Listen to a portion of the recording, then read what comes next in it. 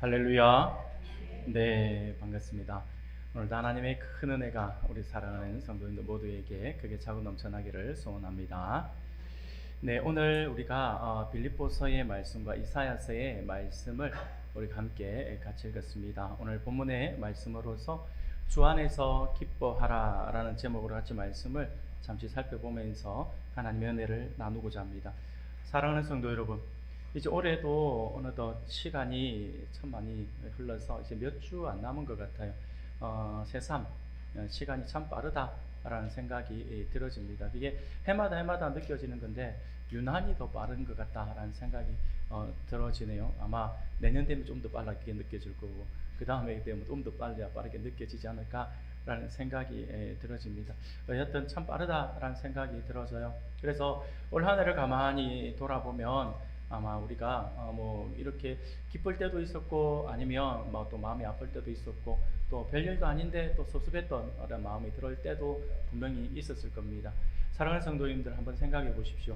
올 한 해를 보내오면서 여러분들은 가장 기뻐했던, 올해 내가 가장 기뻤던 순간이 언제일까요? 아마 각자 다 다를 거예요. 그 크기도 다를 것이고 또 와닿는 그 느낌도 다를 것입니다. 그래서 어떤 상황들에 따라서 다 다르겠죠. 그래서 어떤 분들은 아마도 기대했던 일들, 내가 소원했던 일들이 이루어지는 상황, 그 상황을 생각하며 참 기뻤다라는 생각하시는 분들도 있을 거고요. 아니면 전혀 생각지도 못하고 기대하지도 못했는데 갑자기 일이 잘 풀려서 생각지도 못했던 그런 기쁨을 분명히 또 누렸을 수도 있습니다. 하지만 우리가 그렇게 기쁜 일만 있었던 것은 분명히 아닐 거예요. 일이 잘 풀리지 않으면 그 기쁨은 완전히 사라지게 될 것이고 또 오히려 원망이나 아니면 또 여러 가지 섭섭한 마음들로 인해서 마음이 좀 많이 착잡한 그런 순간들도 분명히 있었을 것입니다. 또 어떤 때는 금방 이렇게 기뻤는데 또 돌아서서 또다시 다른 어려움들로 인해서 또 기쁨이 완전히 사라지고 슬픔 속에서 아니면 그런 굉장히 마음 아파하는 속에서 빠져들어가는 그러한 모습들도 분명히 있었을 거예요. 이것은요, 우리 모두가 연약하기 때문에 그렇죠. 우리 모두가 연약하기 때문에 가지는 감정의 폭이 아닐까라고 생각을 해보게 됩니다. 사랑하는 여러분, 우리가 이처럼 우리의 감정의 기복들이 참 많이 높았다가 낮아졌다 할 정도로 여러 가지 일들을 우리가 많이 경험하게 되는데 우리의 연약함과는 상관없이 오늘 본문의 말씀을 보니까요, 우리의 연약함 그런 거와 상관없이 오늘 본문을 보니까 핍박과 분열로 어려움을 겪고 있는 이 빌립보 교회를 향해서 이 바울 사도가 놀라운 권고의 말씀을 하고 있다라고 하는 거죠.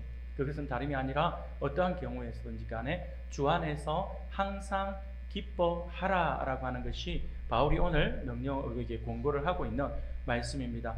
사랑하는 여러분, 그런데 솔직히 우리가 신앙생활 오늘 시작했거나 아니면 엊그저께 신앙생활을 했거나 하는 분들은 주 안에서 항상 기뻐하라 이 말씀이 그렇구나 라고 또 새롭게 와닿을 수 있지만 신앙생활을 오래 해오던 사람들은요, 주 안에서 항상 기뻐하라 라고 하는 말들을 여러 번에 있어서 많이 이렇게 들었던 이야기입니다. 그리고 또 많이 또 이야기를 전해주기도 해요. 솔직히 주 안에서 항상 기뻐하라 라고 하는 말은요, 우리 그리스도인이라고 한다면 자주 들어오던 말씀이기 때문에 누구나 쉽게 이야기도 할 수 있는 그러한 말이다 라고 하는 거죠. 왜냐하면 이 주 안에서 항상 기뻐하라 라고 하는 그 말의 그 의미와 그것이 와닿는 어떤 느낌과는 별개의 것으로서 그냥 쉽게 우리가 위로한답시고 이런 말들을 쉽게 할 수가 있다라고 하는 거죠. 당장 나에게 닥친 나의 어려움이나 아픔이 아니기 때문에 그렇죠. 나에게는 적용하기는 조금 힘들지만 상대방에게 누군가 옆에 힘들어하고 있으면 성경에도 말했잖아. 주 안에서 항상 기뻐하라고 기뻐하자 이런 이야기들을 쉽게 할 수는 있다라고 하는 거죠. 왜냐하면 이 말씀이 우리 안에 많이 들어와 있으니까요. 그런데 이 말씀이 놀랍고 이 말씀이 오늘 우리들에게 어떻게 보면 좀 너무나도 평이하게 들려지는 말씀일 수 있지만 그럼에도 불구하고 이 말씀이 놀랍기도 하고 우리들에게 많은 도전이 되는 것은 바로 이 성도들로 지금 이 말로 인해 이 주 안에서 항상 기뻐하라 라고 하는 말로 성도들을 위로하고 권면하고 있는 바울의 상황 때문이다 라고 하는 거죠. 이 편지를 쓰고 있는 현재 사도 바울은요, 감옥에 갇혀서 자유를 박탈당한 상태입니다. 차디찬 바닥에 앉아서 철저하게 통제를 당하고 있는 그 상황 속에서 성도들을 향하여 감옥 안에서 그렇게 고통받고 있는 그가 감옥 밖에서 자유를 가지고 있는 성도들을 향하여서 하고 있는 권면의 말씀이 주 안에서 항상 기뻐하라라고 하는 이러한 권면이다라고 하는 거죠. 어떻게 보면 굉장히 놀라운 말씀이다라고 할 수 있어요. 우리가 옆에 있는 지체들에게 전할 수 있는 그런 표현들보다는 지금 현재 바울의 상황에서 할 수 있는 이 말들이, 하고 있는 이 말이 우리에게 더 크게 다가온다라고 하는 사실이죠. 사랑하는 성도 여러분, 오늘 우리가 함께 참여할 하나님의 성품은요, 바로 기쁨입니다. 기쁨. 이 기쁨은 마음이 즐거운 상태, 흡족하고 만족스러운 느낌을 의미합니다. 이러한 기쁨은 하나님의 영광에 기초한 성품이라고 할 수가 있어요. 단순히 감각적으로 즐거운 감정이나 느낌을 넘어서 마음이 지속적으로 즐거운 상태를 의미합니다. 쉽게 말하면 한순간 어떤 개그 프로라든지 아니면 어떤 연애 프로라든지 그런 프로그램을 보면서 그냥 한번 하하하 하고 웃고 마는 그 기쁨을 이야기하는 것이 아니라 우리 안에 있는, 마음 안에 있는 그 마음이 상태가 어떠하든지 간에 우리가 계속해서 지속적으로 우리가 누려야 되는 그런 모습으로서의 기쁨을 이야기하고 있는 것입니다. 이처럼 지속적으로 즐거운 상태를 유지하기 위해서는요, 우리가 영광 그 자체이신 하나님으로 인해서 기뻐해야 한다라고 하는 거죠. 그래야지만 우리가 늘 즐거움의 상태, 기쁨의 상태, 설렘의 상태를 가질 수가 있다라고 하는 것입니다. 왜냐하면 우리를 만드시고 구원하시는 하나님이 우리가 지속적으로 기뻐할 수 있게 만드는 원동력이 되기 때문입니다. 그래서 하나님 안에 거하느냐, 하나님 밖에 있느냐, 하나님 가까이에 있느냐, 하나님과 멀리 있느냐에 따라서 우리의 기쁨의 그 지속의 그 가능성, 그 어떤 그 범위가, 그 가용 범위가 달라질 것이다 라고 하는 것이죠. 사랑하는 여러분, 이러한 기쁨의 성품은 우리 인생의 문제와 상황을 넘어서 하나님을 바라보는 태도라고도 할 수가 있습니다. 그러므로 이는 하나님의 영광을 깊이 알아가고 또 그것을 드러내며 살아갈 때에 함께 동반되어 성장하게 된다라고 할 수가 있습니다. 곧 기쁨의 성품이라고 하는 것은요, 우리 가운데 자라나면 하나님의 영광이 가득한 하나님의 자녀가 되는 것으로 인해서 기뻐하게 된다라고 하는 거죠. 그래서 결국 기쁨이 기쁨을 낳게 되어 있다라고 하는 것입니다. 또한 하나님이 함께 하시기 때문에 항상 기뻐하게 된다라고 하는 것이죠. 특별히 하나님이 주시는 기쁨은 세상의 기쁨처럼 잠시 왔다가 사라지는 그런 느낌과 감정이 아니에요. 기쁨의 상태가 지속되는 정서이기 때문에 우리는 하나님을 인해 항상 기뻐하며 살아갈 수가 있다라고 하는 것입니다. 이 하나님과 함께하는 이 기쁨은요, 당장에 지금 현재 당장에 나에게 먹을 것이 있고 아니면 나에게 어떤 좋은 집이 있고 나에게 좋은 차가 생긴다라고 해서 기뻐하는 것이 아니에요. 하나님과 함께하는 기쁨은요, 우리의 정서가 안정이 되기 때문에 우리가 영원히 그분과 함께할 것이라는 그 기대감 때문에 우리가 늘 즐거워할 수가 있다라고 하는 거죠. 쉽게 이야기해서 우리가 하나님과 함께한다라고 하는 것이 얼마나 기쁨이냐면, 우리가 어린아이로 비유했을 때에 어린아이가 오늘 저녁에 부모님과 함께 아주 비싼 아주 고급 레스토랑에서 저녁 식사 예약이 되어 있다 생각해 봅시다. 평생 자기는 태어나서 한 번도 가보지 않은 이곳에 오늘 부모님이 한번 가자라고 오늘 일찍 들어와, 오늘 밖에서 아주 멋진 데서 식사할 거야 라고 한다면 이 기대 때문에 이 아이는 학교 생활 하루 종일 싱글벙글 할 수밖에 없어요. 그날 점심을 아마 안 먹을 수도 있어요. 점심 안 먹어도 배가 안 고파요. 왜? 저녁에 나는 더 맛있는 거 먹으러 가니까요. 그러니까 별로 지금 당장 내 눈앞에 좋은 것이 없어요. 좋은 것이 없음에도 불구하고 나중에 저녁에 내가 부모님과 함께 이곳에 간다라고 하는 기대 때문에 기뻐하잖아요. 싱글싱글 웃잖아요. 선생님이 야, 너 오늘 왜 하루 종일 웃고 다녀? 그러면 글쎄요 하면서도 싱글싱글 웃어요. 결국에 그 이유가 뭡니까? 저녁에 더 좋은 데 간다라고 하는 거잖아요. 사랑하는 여러분, 우리가 주 안에서 누리는 기쁨은 바로 이겁니다. 하나님과 함께 한다라고 하는 거, 그리고 영원히 주님과 함께 할 것이다라고 하는 그 사실이 우리 안에 와닿게 되면요, 우리는 벙글할 수밖에 없어요. 잠깐의 고통이 있다 하더라도 조금 고생하면 뭐 더 좋은 것이 기다리고 있는데 라고 하게 된다라고 하는 거죠. 이게 바로 성경에서 말하고 있는 기쁨이고 그 기쁨의 상태다라고 하는 것입니다. 바로 우리 하나님으로 인해서 기뻐하는 그걸 이야기하고 있는 것이다라고 하는 거죠. 사랑하는 우리 성도 여러분, 그러므로 오늘은 이 본문의 말씀을 통해서 조금 더 구체적으로 그러면 이 기쁨이 무엇인지, 그리고 우리가 어떻게 하면 주 안에서 항상 기뻐할 수 있는지에 대해서 우리가 함께 살펴보면서 하나님의 은혜를 나누고자 합니다. 사랑하는 여러분, 지금 당장에 바울이 지금 빌립보 교회에 향하여서 이렇게 편지를 쓰고 있는데 그 당시에 빌립보 교회가 좀 어려웠어요. 물론 바울의 상태에 비하면, 바울이 지금 처해 있는 상태에 비하면 낫겠죠. 바울은 감옥에 있었고 자유를 박탈당한 상태에 있었으니까요. 그런데 빌립보 교회에서도 어려움이 있었던 것은 어떤 것이냐면 외부적인 어려움과 내부적인 어려움이 함께 지금 부딪히고 있었어요. 외부적인 어려움은 당연히 로마 제국의 핍박이라고 할 수가 있습니다. 교회를 향한 그 핍박 때문에, 외부적으로 오는 그 박해 때문에 빌립보 교회는 좀 많이 힘들어하는 상황이었어요.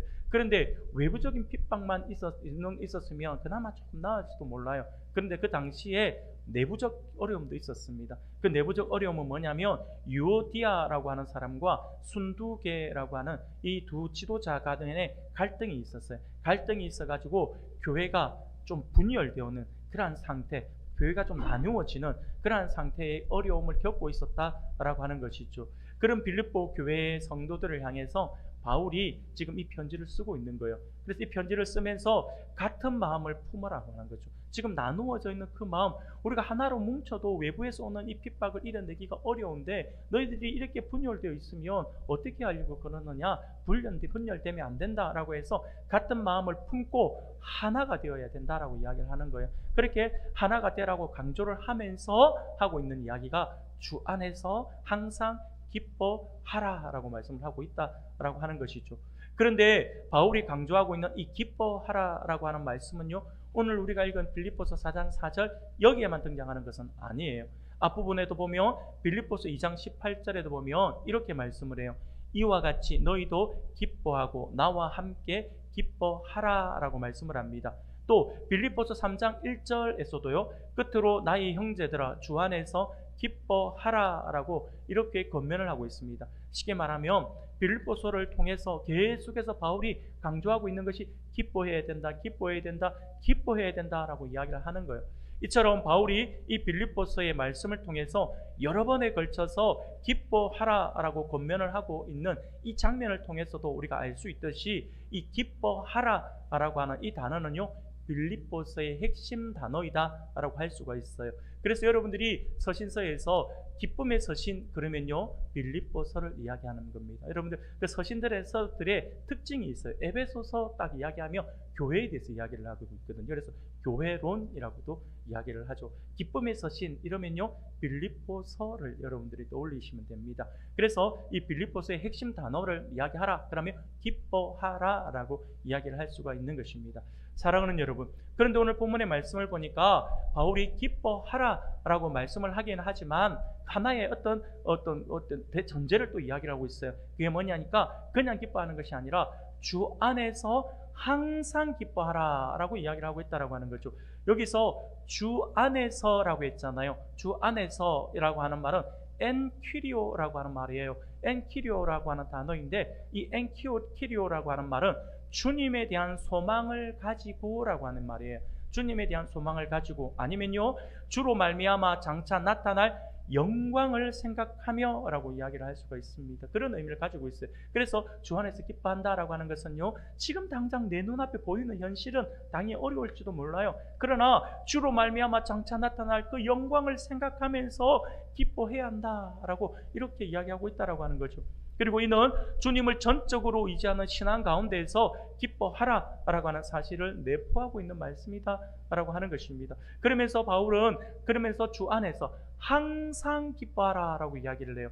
여기서 항상이라고 하는 말은요, 바로 여러분들이 알고 있는 그 단어처럼, 그 느낌처럼 모든 시간 전부를 이야기합니다. 모든 시간 전부. 그렇게 쉽게 말씀을 드리면 모든 순간순간에 항상 기뻐해야 한다라고 하는 것입니다. 우리가 힘들고 힘들 때는 죄송합니다. 즐거울 때는 기뻐하기가 쉬워요. 그런데 힘들고 어려울 때는 기뻐하는 것이 참 어렵지 않습니까? 어떤 분에게는요, 우리가 기뻐해야 된다라고 이야기를 하면 어떤 분은 그런 말을 하는 분들도 제가 들은 적이 있어요. 기뻐해야 할 끈덕지가 있어야 기뻐하지, 지금 내가 뭘 놓고 내가 무엇 때문에 기뻐할 수 있는 끈덕지가 하나도 없잖아 라고 이야기를 할 수 있다라고 하는 거죠. 그런 사람들, 그런 이야기 하는 것을 제가 들은 적도 있습니다. 우리는 기쁨이라고 하는 거, 감사라고 하는 것을요, 어떤 조건, 어떤 끈덕지라고 하잖아요. 그게 있어야지만 할 수 있다라는 생각을 하는 거예요. 그런데 성경에서는 뭐라고 이야기를 하고 있습니까? 항상이라고 이야기를 해요. 항상 주 안에서. 여러분, 굳이 우리가 끈덕지를 찾고 굳이 조건을 찾는다라고 한다면 주 안에서라고 하는 단어를 기억하면 될 것 같아요. 조금 전에 주 안에서가 어떤 의미라고 했어요? 주님으로 말미암아 장차 나타날 영광을 생각하면서라고 하는 거죠. 지금의 아픔은, 지금의 고통은 장차 올 영광에 비교할 수가 없는 거잖아요. 그래서 우리가 그것을 생각하면서 기뻐해야 한다라고 하는 거죠. 바울이 지금 그 이야기를 하고 있는 것입니다. 사랑하는 여러분, 앞서도 잠깐 언급한 것처럼 우리 인생은 항상 형통하지는 않습니다. 분명 그래요. 우리의 삶은요, 하루에도 수없이 롤러코스터를 타듯이 올라갔다 내려왔다를 수없이 반복하는 삶을 우리가 살아가고 있지 않습니까? 아침에 즐거웠다고 해서 저녁까지 즐겁지는 않아요. 아침에 즐거워서 점심에 기분 나빴다가 마음이 아팠다가 저녁에 다시 기쁠 수도 있어요. 계속해서 우리는 왔다 갔다 수십 번을, 하루 종일 하루에도 수십 번을 왔다 갔다 하는 그러한 존재가 우리들이잖아요. 그런데 그러한 삶 가운데 살아가고 있는 우리들을 향하여서 바울이 하고 있는 이야기가 항상 기뻐하라라고 하는 거예요. 모든 전체의 삶 가운데 기뻐하라라고 하는 거죠. 그러니 우리 안에 주님에 대한 신앙이 없다라고 한다면 현실의 삶 속에서는요, 항상 기뻐한다라고 하는 것은 결코 쉬운 것은 아니다라고 하는 것이죠. 사랑하는 여러분, 그런데 앞서도 말씀드린 것처럼 이와 같이 주 안에서 항상 기뻐하는 삶, 이 삶을 살아야 된다고 바울이 이야기를 하고 있는데, 그런데 이 이야기를 하고 있는 바울이 먼저 그냥 바울이 아무런 그냥 느낌 없이 내가 생각할 때, 야 얘들아, 내가 생각해 보니까 우리가 하나님을 믿는 백성들인데 우리가 이러는 것은 하나님께 영광이 안 되는 것 같아. 우리가 매일 롤러코스터 하듯이 이렇게 하면 하나님 기뻐하지 않는 것 같아. 내 생각에는 그냥 우리가 좀 힘들어도 하나님을 기뻐해야 돼 라고 이렇게 권면을 하고 있는 것처럼 보이지만 이게 아니에요. 이게 아니라 바울이 이렇게 기뻐하라 라고 이야기한 것은요, 바울이 먼저 자기가 그런 삶을 살았거든요. 자기가 그런 삶을 살았기 때문에 이 이야기를 너무나도 쉽게, 너무나도 당당하게 이야기를 할 수가 있었다라고 하는 거죠. 바로 바울이 자신의 삶을 통해서 보인 모범이었다라고 하는 것입니다. 바울은요, 핍박자들이 자신을 괴롭게 해도 그리스도를 전파한다라고 하는 그 소식, 어떻게 해서든지 그리스도가 전파된다라고 하는 소식을 들으면 바울은요, 기뻐했습니다. 지금 나의 상태와 상관없이 그리스도의 복음이 전파된다라고 한다면 바울은 기뻐했어요. 복음을 전하다가 빌립보의 지하 감옥에 갇혀있는 상황 가운데에서도 바울은 그날 밤에 기뻐하며 하나님을 찬양하고 하나님을 찬미하는 가운데 있었다라고 하는 거죠. 오늘 본문에서도 지금 감옥에 갇힌 고통스러운 상황에 처했음에도 불구하고 복음이 전파되고 성도들의 믿음이 자라고 있다라고 하는 소식에 기뻐했다라고 하는 것입니다. 이게 바울이 기뻐했던 그런 모습이었어요. 겉으로 보이는 상황은 결코 기뻐할 수 있는 조건이 아니었지만 바울은 예수 그리스도의 은혜와 그 승리를 바라보면서 신실하신 주님께서 선한 일을 이루실 것을 믿고 신뢰했기 때문에 그가 기뻐할 수가 있었다라고 하는 것입니다. 이게 바로 바울이 보여주고 있는 모습이었어요. 사랑하는 여러분, 이후에 바울은요, 계속해서 빌립보 교회 성도들을 향해서 기뻐하라라고만 이야기하고 있는 것이 아니라 주님께서 성령으로 그들 안에 함께 계시고 또한 주님께서 다시 오실 날이 가까웠다라고 하는 사실을 기억하라라고 권면을 합니다. 주님의 영광을 바라보면서 기뻐하라고 했는데 그 영광이 이제 다가올 날이 멀지 않았다라고 이야기를 하는 거예요. 그러면서 지금까지 하나님께서 베풀어 주신 은혜에 감사하면서 어떤 염려가 생기든지 간에 모든 일을 오직 기도와 간구로 하나님께 아뢰라라고 이렇게 말씀을 합니다. 그러면 모든 지각에 뛰어난 하나님의 평강이 그들의 마음과 생각을 지켜주실 것이다 라고 하는 확신 가운데 그것을 권면하고 있다라고 하는 거죠. 쉽게 말씀을 드리면 바울은요, 항상 기뻐하라, 주 안에서 항상 기뻐하라 라고만 이야기한 것이 아니라 우리가 기뻐해야 될 이유가 주님이 다시 오실 날이 멀지 않았어, 그래서 우리가 영광 가운데 거하게 될 거야 라고 이야기를 합니다. 그러면서도 하는 이야기가, 혹시나 지금 너희들이 힘들고 어려운 상황이 있다면, 그렇다면 그 염려만 할 것이 아니라 그 모든 것들을 오직 기도와 간구로 감사함으로 하나님께 아뢰라라고 이야기를 하는 거예요. 그러면 기도하면 어떻게 한다고요? 모든 지각에 뛰어난 하나님의 평강이 그들의 마음과 생각을 지켜줄 것이다라고요. 무슨 말입니까? 사랑하는 여러분, 지금 혹시 근심이 있습니까? 지금 염려가 있습니까? 고민거리가 있습니까? 내가 염려해봤자 아무 소용없어요. 그저 나와 함께 하신 하나님께 나의 모든 염려, 나의 모든 고민, 나의 모든 근심을 내맡기라고 하는 거예요. 그러면 하나님의 그 하나님 지각의 모든 것, 지각에 뛰어난 하나님, 모든 것을 다 아시는 하나님께서 우리 마음에 하나님의 그 평강을 주실 것이다 라고 하는 거죠. 응답의 하나님이 우리와 함께 하시니까 우리가 기뻐해야 된다라고 하는 거예요. 맞잖아요, 여러분. 여러분 잘 생각해 보십시오. 우리가 예를 들어 가지고, 내가 그런 일은 말도 안 되겠지만 우리 전래 동화에 나오는 동화에 나오는 뭐 도깨비, 많이 크지만 도깨비 방망이를 하나 갖고 있다 생각해 보세요. 도깨비 방망이를 가지고 있는 친구가 고민이 있고 근심이 있을까요? 아니, 도깨비 방망이 안 가져봐가지고 우리가 실감이 안 가잖아요, 그렇죠? 네, 솔직히 이야기하면 저도 실감은 안 가요. 그렇지만 우리가 상상을 한번 해보자고요. 도깨비 방망이는 우리가 잘 아는 것처럼 이 뭐 금 나와라 뚝딱 하면 금이 나오고, 은 나와라 뚝딱 하면 은이 나오고, 우리가 필요한 게 있으면 뭐 그냥 뚝딱 하고 두드리기만 하면 나오는 거잖아요. 여러분, 도깨비 방망이 하나만 가지고 있어도 우리가 근심할 게 없어요. 왜냐? 이걸 두드리면서 요구를 하면 다 이루어지니까요. 사랑하는 여러분, 도깨비 방망이는요, 솔직히 뭐 가상에서 만들어낸 그런 방망이일 줄 모르지만 우리 하나님은 가상의 존재가 아니다라고 하는 거죠. 우리 하나님은요, 우리 지금 현실에 우리와 함께 하시는 하나님, 살아계신 하나님, 천지 만물을 창조하신 하나님이시고, 그 하나님을 우리는 아빠, 아버지라고 부르고 있지 않아요. 그래서 우리 하나님 우리의 기도를 다 들어주신다라고 하는 것은요, 도깨비, 어떻게 보면 도깨비 방망이 그 비현실적인 이야기지만 그거보다 더 현실적인 게 하나님의 역사다라고 하는 거죠. 그래서 바울이 그 이야기를 하고 있는 거죠. 모든 염려를 하나님께 기도로 맡기라, 간구로 맡기라고 이렇게 이야기를 합니다. 그러면서 바울이 이렇게 당차 올 하나님의 그 영광을 바라보면서 이렇게 이야기를 하고 있는 거죠. 사랑하는 여러분, 그러면 우리가 좀 더 구체적으로 바울이 이렇게 가졌던 그 믿음, 바울이 믿음으로 바라볼 수 있었던 그 하나님의 영광, 그리고 그가 이렇게 기뻐할 수 있는 그 원동력이 되었던 하나님과 하나님 나라, 어떤 모습일까요? 그러니까 우리가 지금 상상 속에만 가지고 있잖아요. 하나님의 나라가 뭐 영광스러울 거야, 지금 당하는 고통은 장차 다가올 영광에 비하면 조금 비할 수도 없다, 뭐 이런 이야기들도 많이 해요. 천국에 가면 우리의 모습이 어떨 것이다, 이런 이야기들을 많이 하잖아요. 하는데 실질적으로 그러면 바울이 그것을 보았다라고 하는 거겠죠. 그래서 바울이 기뻐하라라고 이야기를 하는 거, 기뻐할 수 있는 그 근거로서 말씀을 이야기하는데, 그러면 우리가 좀 더 구체적으로 성경에서 말하고 있는 하나님의 나라, 장차 올 그 마지막 때에 우리의 모습이 어떤 모습으로 바뀔 것인가 라고 하는 부분을 한번 살펴볼 필요가 있을 것 같아요. 그것을 이야기하고 있는 것이 오늘 우리가 읽은 또 다른 본문인 이사야서의 말씀입니다. 이사야 선지자는요, 장차 회복될 하나님의 나라의 모습을 너무나도 아름답게 묘사를 하고 있습니다. 상상이 안 갈 정도의 모습을 설명하고 있어요. 그게 오늘 우리가 읽은 이사야서 35장 1절부터 10절까지의 말씀인데, 우리가 1절부터 2절까지만 먼저 한번 읽어볼까요? 같이 읽겠습니다. 이사야서 35장 1절 2절입니다. 같이 읽겠습니다. 시작. 광야와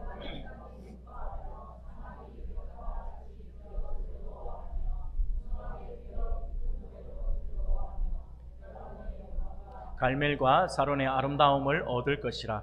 그것들이 여호와의 영광 곧 우리 하나님의 아름다움을 보리로다. 아멘. 사랑하는 성도 여러분, 이사야 선지자는요, 장차 임할 하나님의 나라에 대해서 뭐라고 이야기하냐니까, 그 나라는 기쁨과 즐거움이 가득할 것이다 라고 이렇게 말을 합니다. 그 나라에는 광야와 메마른 땅이 기뻐하고 사막이 백합화 같이 피어날 것이다 라고 이야기를 합니다. 여러분, 그리고 이 모든 것들이 하나님의 영광을 누리게 될 것이다라고 이야기를 하는데, 그럼 조금 더 구체적으로 광야와 메마른 땅이 기뻐하고 사막이 백합화 같이 피어난다라고 하는 게 어떤 의미일까요?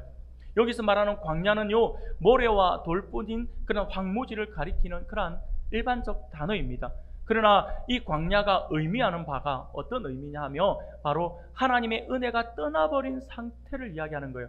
기쁨이 전혀 없는 영적 상태. 오늘 우리로 볼 때에 우리 안에 광야와 같은 심령을 가지고 있는 분들이 있다라고 하는 거죠. 그래, 광야와 같이 하나님의 은혜가 떠나버린 상태, 너무나도 황량한 상태, 내가 어디로 가야 될지 모르겠고 앞이 막히고 앞이 너무나도 절망같이 느껴지는 그 상태, 기쁨이 전혀 없는 영적 상태를 이야기합니다. 그것을 지금 이 광야에 비유를 하고 있어요. 그리고 메마른 땅이다라고 했는데 역시 마찬가지입니다. 풀 한 폭이 없는 불모지를 말하고 있는 거거든요. 하나님의 은혜라고는 자취를 찾아볼 수 없는 아주 척박한 영적 상태를 이야기합니다. 그런데 그 광야와 그 메마른 땅이 마지막 날에 주님 다시 오시는 그날에 기뻐한다라고 하죠. 그 땅이 기뻐한다라고 하는 거예요. 이것은요, 하나님께서 그런 상태를 영원히 내버려 두지 않으시고 하나님의 주권적인 작정에 따라 그것들을 완전히 변화시켜 주신다라고 하는 거죠.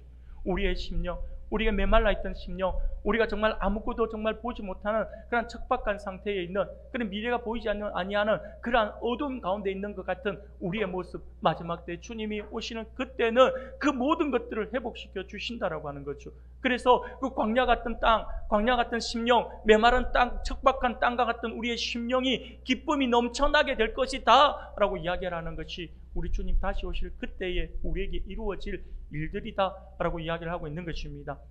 그리고 이후에 사막이 백합화 같이 피어나게 될 것이다 라고 이야기를 하는데, 이 또한 동일하게 전달하는 예언의 말씀이에요. 팔레스틴의 백합화는요, 추운 겨울이 지나고 따뜻한 봄이 오면 갈멜산이나 샤론 평원 같은 곳에, 물론 팔레스틴 전역에서 아름답게 피어나는 꽃이 바로 이 백합화입니다. 그런데 여기서 사막이 백합화 같이 피어나게 된다라고 하는 것은요, 겨울과 같은 고난의 세월이 지난 후에 다가온 아름다운 미래를 나타내는 표현이거든요. 그래서 하나님의 백성의 미래가 거룩한 환희로 넘침을 보여주기 위해서 하나님은 거룩하고 그 아름다움을, 하나님의 그 거룩하고 아름다움을 나타내는 백합화를 비유적으로 표현하고 있다라고 하는 것입니다. 바로 지금의 우리의 삶이 힘들고 어려운 삶의 연속이라 하더라도 장차 주님이 다시 오시는 그때는 그 모든 것들을 다 이겨낸 우리들이 백합화 같이 아름답게 피어날 것이다 라고 이야기하는 것이 오늘 본문에서 우리에게 이야기해 주고 있는 것입니다. 사랑하는 여러분, 장차 이 말 하나님의 나라가 바로 그렇습니다. 하나님의 백성들은 광야와 같은 메마른 심령이 변해서 기쁨으로 넘치게 되고 거룩하고 아름다운 백합화처럼 피어오를 것이다 라고 이야기하고 있는 것이 바로 이 말씀이에요. 그런데 오늘 2절 말씀에 보면 레바논의 영광과 갈멜과 사론의 아름다움을 얻을 것이다 라고 이렇게 이야기하잖아요. 솔직히 이 말씀이 우리에게 확 와닿지 않아요. 왜냐하면 우리는 지금 현재 대한민국에 살고 있기 때문에 그렇습니다. 이는 그 시대적 상황, 이스라엘 땅을 우리가 한번 생각해 봐야 돼요. 이스라엘 백성들에게 있어서 레바논의 영광과 갈멜과 사론의 아름다움을 얻을 것이다 그러면 그들은 확 와닿았어요. 왜냐하면 이게 무엇을 의미하는지를 알았으니까요. 우리는 레바논이 뭐 어떻는지, 갈멜이 뭐 어떻는지, 사론이 뭐 어떻는지를 몰라요. 모르기 때문에 확 와닿지가 않아요. 근데 이걸 잠깐 살펴보면요, 레바논이라 했잖아요. 레바논 그러면 우리 여러분들이 아마 성경을 조금 읽어보신 분들은 딱 레바논 그러면 딱 하나를 떠올리게 돼 있어요. 바로 백향목이에요. 백향목. 지금도 여러분들 혹시 레바논이라고 하는 나라의 국기를 한번 보셨나요? 네, 국기를 보면 그 나무가 그려져 있어요. 레바논 그러면 백향목을 의미합니다. 그래서 백향목의 주산지죠. 여러분, 백향목은 뭘 만들었던 나무일까요? 그렇죠. 하나님의 성전을 만들었던 동성. 아무 때나 아무 곳에나 쓸 수 있는 것도 아니에요. 예전에 여러분들 우리 안타깝게도 우리 남대문 숭례문이 한 불탄 적 있잖아요. 근데 남대문 아무 나무나 만들었을까요? 아니에요. 그 저도 모르겠는데 저도 뭐 금강송이라고 하더라고요. 금강송이라고 하는 그 금강송으로만 만들어야 되는데 그 만들기 위해서 그 나무를 베어와야 되잖아요. 근데 나무도 엄청 귀한데 그래서 예전에 그렇게 했다 하더라고요. 저도 깜짝 놀랐어요. 그 나무가 그 남대문이 이게 무너지고 다시 복원하기 위해서 이 금강송을 이렇게 배워와야 되는데 금강송 앞에 가가지고 딱 외쳤던 말이 있다라고 하는 거예요. 그 나무 배에 가겠다 하지 않고 어명이요 하고 그 나무를 배웠다 하잖아요. 그런 만큼 그렇게 외치고 그 의식들을 가지고 이렇게 했다고. 나무 하나도 어떤 재료에 쓰여지는 나무 하나도 아주 소중하게 이제 여겼다라고 하는 의미로서 그렇게 뭐 와닿는데, 백향목이 그랬어요. 이 백향목 그러면 이스라엘 백성들에게 있어서 백향목 그러면요, 여호와 하나님의 성전을 건축할 때 사용된 나무라고 생각이 되어지는 거죠. 그래서 이 백향목의 주산지가 레바논이에요. 근데 백향목은 웅장한 건축물을 짓는데 필요했던 아주 훌륭한 건축 자재였어요. 그리고 이 나무는 아주 높이 뻗어요. 아주 높이 장엄한 모습을 가지고 있어요. 그래서 나무들보다 좀 더 높이 올라가 있고 그 큰 영광을 얻는 나무다라고 하는 인식을 가지고 있었어요. 그래서 여기서 레바논의 어떤 영광 이러면 바로 하나님께서 이 백향목처럼 우리를 쫙 올려서 높여줄 것이다, 지금 그 이야기를 하고 있는 거죠. 그리고 갈멜이라고 하잖아요. 여러분, 갈멜 그러면 우리는 엘리야를 생각해요. 갈멜산 전투를 생각하니까 갈멜을 우리가 그렇게 생각하지만, 이 갈멜은요, 그 이름의 뜻이 뭐냐면 전원지대 또는 비옥한 땅이라고 하는 의미를 가지고 있습니다. 그렇기 때문에 이 갈멜 그러면 항상 그들에게는 어떤 의미를 가지고 있냐면, 그 땅 저 자체가 매우 비옥해서 농사 짓기에 가장 좋은 땅, 젖과 꿀이 흐르는 땅, 참 그 땅을 바로 갈멜 땅이라고도 할 수 있어요. 그리고 이 갈멜과 함께 동일하게 생각할 수 있는 땅이 있는데, 그 땅이 바로 샤론이라고 하는 곳이에요. 이 샤론은요, 이스라엘의 가장 비옥한 농업 지역 중에 하나로서 오늘날에는 이 지역에서 감귤을 재배하는 과수원이 많이 있다라고 하더라고요. 제가 가보지는 않았기 때문에 제가 자료를 찾아보니 이렇게 이야기하더라고요. 그래서 여기서 레바논, 갈멜, 샤론이라고 이야기를 하면, 그 샤론이라고 하는 말은요, 사막이나 광야와는 정반대의 의미를 가지고 있는 것입니다. 그래서 이것들은요, 풍요와 축복을 상징하는 그러한 의미입니다. 그렇기 때문에 우리 하나님은요, 장차 하나님의 백성들에게 바로 이와 같은 풍성한 복을 부어줄 것이다 라고 말씀을 하고 있는 것이 바로 이 본문에서, 이사야서에서 말씀하고 있는 그 표현이다라고 하는 거죠. 사랑하는 여러분, 그렇다면 어떻게 이런 일이 일어날 수가 있을까라고 하는 거예요. 이것은 이사야 선지자가 이후에 3절 4절에서 말씀을 하고 있는 그 말씀을 통해서 알 수가 있어요. 3절과 4절 우리가 같이 한번 읽어보겠습니다. 같이 읽겠습니다. 시작. 너희는 겁내는 자들에게 이르기를 굳세어라, 두려워하지 말라. 보라, 너희 하나님이 오사 보복하시며 갚아주실 것이라. 하나님이 오사 너희를 구하시리라. 아멘. 그리고 10절 말씀도 우리가 읽었는데 10절 말씀도 같이 한번 더 읽겠습니다. 같이 읽겠습니다. 시작. 여호와의 속량함을 받은 자들이 돌아오되 노래하며 시온에 이르러 그들의 머리 위에 영영한 희락을 띠고 기쁨과 즐거움을 얻으리니 슬픔과 탄식이 사라지리로다. 아멘. 사랑하는 여러분, 무슨 말입니까? 지금 우리가 이 모든 것을 얻을 수 있는 것은요, 우리의 능력이나 우리의 힘이 아니라 오직 우리 하나님은 죄로 인해 고통받던 모든 피조물을 하나님께서 직접 온전히 구원해 주셔서 우리에게 그것을 안겨주실 것이다라고 이야기를 하는 것입니다. 그들을 내버려 두지 않고 보호하심에 마침내 구원해 주실 것이다라고 하는 거죠. 사랑하는 여러분, 이 말은 오늘 우리의 상황으로 올 때에 우리를 하나님은요, 지금의 여러분들의 상태, 지금의 우리가 현실에 있는 어떤 어려움이 있다면 그 어려움의 상태, 지금 내가 고민이 있다면 그 고민의 상태를 그대로 내버려 두시는 것이 아니라 하나님께서 우리를 이끌어서 결국 구원해 주실 것이고, 그 구원 가운데 끝에 하나님께서 이 모든 은혜를 부어줄 것이다, 우리를 이거 주려고 구원해 준다, 이 말이에요. 이걸 하나님께서 말씀을 하고 있는 겁니다. 사랑하는 여러분, 이 피조물에는 하나님의 백성된 우리는 당연히 포함이 되겠죠.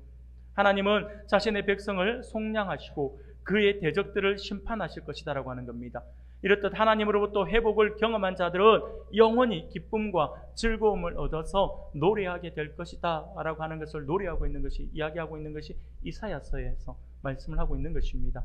사랑하는 우리 성도 여러분, 기쁨이라고 하는 것은요, 우리가 오늘 바울이 우리에게 기뻐하라라고 이야기를 했는데, 앞서도 기쁨의 마음 상태, 기쁨이 어떤 것이다라고 하는 걸 말씀을 드렸는데, 조금 더 보면 기쁨이라고 하는 것은요, 우리의 마음의 즐거운 상태를 의미하는 것인데, 이것을 우리가 생각해 볼 때 두 가지로 우리가 생각해 볼 수가 있어요. 첫 번째는요, 감각적인 즐거움이에요. 그러니까 이거는 잠시 잠깐 있다 사라지는 기쁨이 되겠죠. 맛있는 음식을 먹거나 좋은 사람들과 교제하거나 즐거운 활동을 할 때 느끼는 일시적인 감정입니다. 그래서 맛있는 음식을 있으면 그 음식이 나올 때까지는 굉장히 기뻐요. 그 설레잖아요. 근데 그 음식을 마주치면 굉장히 기쁘잖아요. 그러면서 요즘에는 반드시 해야 되는 것이, 우리 젊은 세대는 꼭 사진을 찍어서 남기잖아요. 그렇죠? 그리고 그걸 먹을 때까지는 기쁘잖아요. 근데 먹고 나면 그 기쁨이 언제까지 갑니까? 금방 기분 좋게 먹어요. 막 우리는 와 먹어. 근데 배부르잖아요. 그럼 어떻게 됩니까? 너무 많이 먹고 배부르면 너무 배불러서 기분 나쁘다 이런다니까요. 기쁘게 먹고는 나중에 배불러가지고 기분 나쁘다 하고 그러지 않아요. 이 기쁨이라고 하는 것은요, 잠시 감각적 즐거움은요, 잠시 잠깐이에요. 잠시 잠깐. 두 번째 또 다른 기쁨은요, 우리 내면에서 지속되는 정서적 기쁨이잖아요. 그게 아까 제가 조금 전에 말씀드린 것처럼 하나님으로 인하여 영원히 지속되는 것을 이야기합니다. 상황이 좋지 않다 하더라도 유지되는 마음의 상태, 우리의 가치관과 삶의 목표에 깊은 영향을 받게 하는 그 상태를 이야기합니다. 하나님의 백성이 주 안에서 누리는 기쁨은 바로 이 정서적 기쁨입니다. 하나님께서 우리와 함께 하신다라고 하는 믿음과 하나님의 약속이 반드시 이루어진다라고 하는 그 확신으로부터 비롯되는 것이죠. 그러기에 우리는 그 어떤 상황 속에서도 지속적으로 기쁨을 누릴 수가 있는 것이죠. 마치 하박국 선지자의 고백처럼요. 아무것도 남아있는 것이 없다 하더라도 그에게 있는 단 하나, 여호와의 이름, 하나님 한 분만으로 나는 기뻐한다 라고 고백한 이 하박국 선지자의 그 모습이 바로 이 주 안에서 기뻐하라라고 하는 바울이 이야기하고 있는 상태를 이야기하고 있는 것입니다. 사랑하는 성도 여러분, 그렇다면 우리는 어떻게 삶 속에서 이런 기쁨을 계속해서 지속적으로 누릴 수가 있을까요? 이런 몇 가지로 우리가 한번 생각해 볼 필요가 있어요. 오늘 우리의 삶 속에 이것을 적용하면 됩니다. 먼저는요, 하나님의 말씀을 통해서 하나님께서 우리를 위해 어떤 일을 행하셨는지, 또 무엇을 약속하셨는지를 바르게 알면 됩니다. 그래서 그게 바로 하나님께서 어떤 분이신지, 나를 위해서 어떤 일을 하셨는지, 그리고 하나님께서 나에게 어떤 약속을 하셨는지, 그걸 여러분들 말씀을 통해서 계속해서 여러분들 깨달아야 합니다. 깨달으면요, 그 말씀이 내 안에 계속 풍성해지면 우리는 기뻐할 수밖에 없어요. 그 말씀으로 인해 즐거워할 수밖에 없다니까요. 그거예요. 그리고 또 지금 우리의 삶 가운데 베풀어진 하나님의 은혜를 기억해야 합니다. 그러면서 감사해야 합니다. 지금 내가 하나님께서 나에게 어떤 은혜를 베풀어, 올 한 해를 보면서 하나님께서 나를 어떻게 지켜주셨고 어떻게 인도해 주셨는지를 우리가 기억하고 그것에 감사할 수 있다면 우리는 이 영원한 기쁨을 지속시킬 수가 있다라고 하는 것이죠. 그리고 또 중요하게 하나가 더 있습니다.